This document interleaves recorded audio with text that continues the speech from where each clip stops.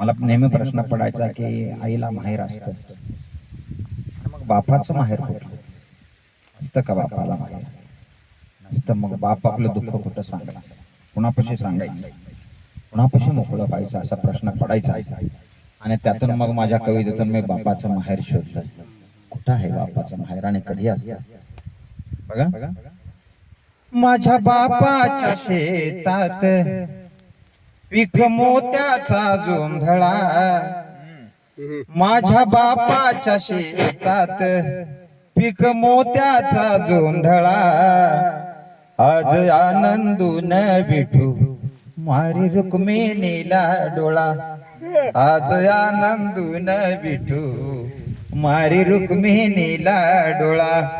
माझ्या बापाच्या शेतात वाजे पानांचं संबळ, माझ्या बापाच्या शेतात वाजे पानांचं संबळ, आई जगदंबा पावली, आई जगदंबा पावली, बापाच्या घामामुळं, आई जगदंबा पावली, बापाच्या घामामुळं.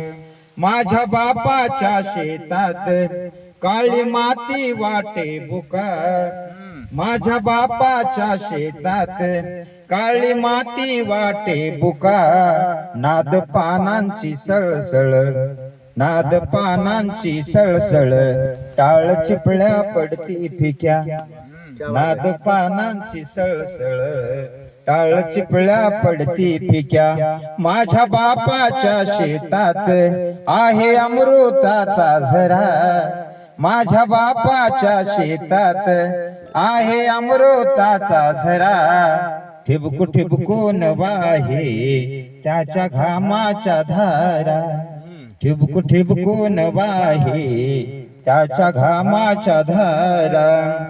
माझ्या बापाच्या शेतात सगळे सोयरे नाचती, माझ्या बापाच्या शेतात सगळे सोयरे नाचती, वृक्षवल्लींच्या संगती, वृक्षवल्लींच्या संगती, गाथा मुखातून बरसती, वृक्षवल्लींच्या संगती, गाथा मुखातून बरसती. माझ्या बापाच्या शेतात, माझ्या बापाच्या शेतात गाती पक्षी मंजुळ स्वर, गाती पक्षी मंजुळ स्वर, झाडा फांद्या खाली आहे, झाडा फांद्या खाली आहे, सावता माळ्याच माहेर, सावता माळ्याच माहेर, सावता माळ्याच माहेर.